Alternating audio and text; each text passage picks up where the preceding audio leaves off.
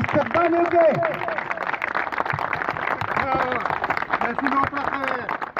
سکندر خان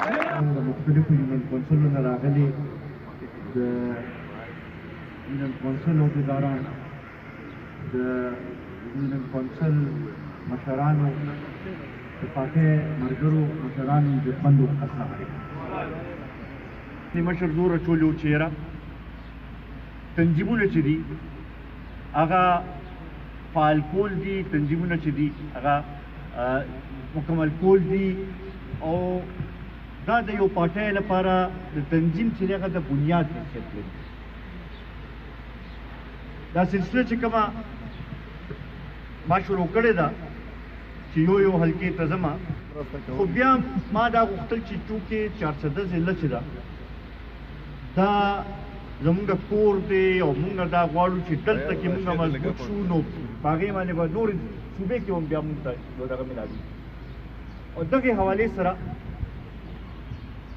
لومړی مونږ د PK 59 اجلاس وکړو، هغې کې تنظیمونه دغه شو او هغوی له ما یو میاشت ټایم ورکړو چې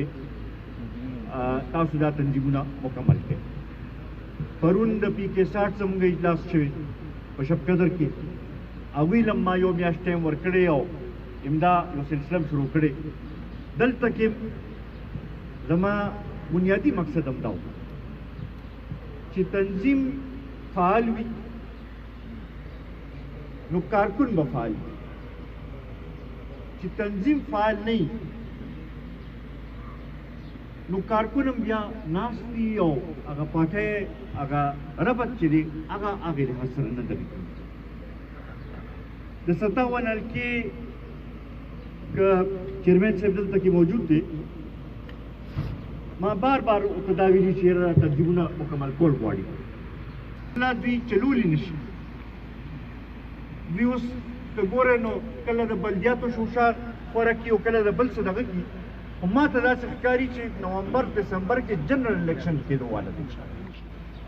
دا حلقه خصوصا زه دا ګڼم چې دا زموږ ښه مضبوطه حلقه ده انشاءالله. دا داسې حلقه ده چې زه به په هر صورت کې ګټل غواړم انشاءالله. کس خبرې کولې، ما هغه ته وویل ما ته د خپل حلقې پروا نشته،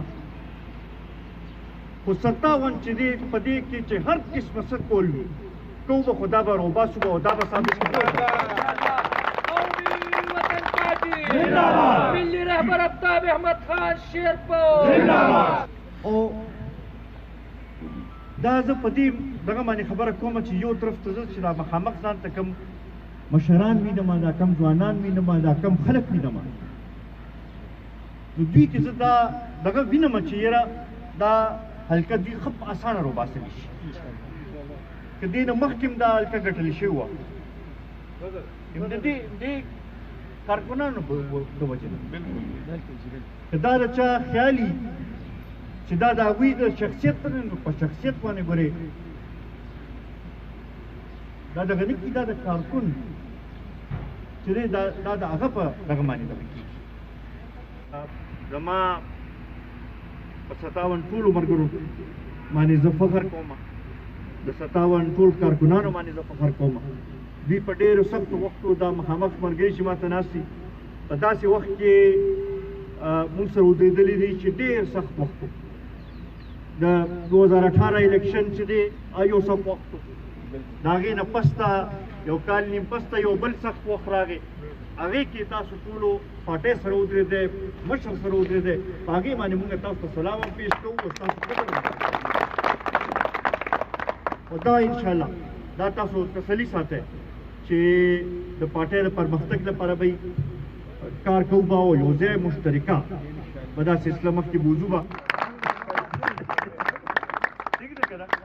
شمولیتونه به دله زه دغه کوم او انشاءالله دې ټولو ملګرو په ډاډ باندې انشاءالله الیکشن چې کله هم وي دا 57 حلقه چې ده که نه دا روباسل دي، دا روباسل دي بس. انتخابات و دا ماحول چې دا به جوړېږي دغه لپاره بس اوس نن نه تیاری شروع کول پکار دي زه اخره کې یو ځل بیا د میرامان خان خصوصي مشکور یم چې مونږ هر وخت دله تکلیف ورکوو د ده دا ځای مونږ خپل ځای ګڼو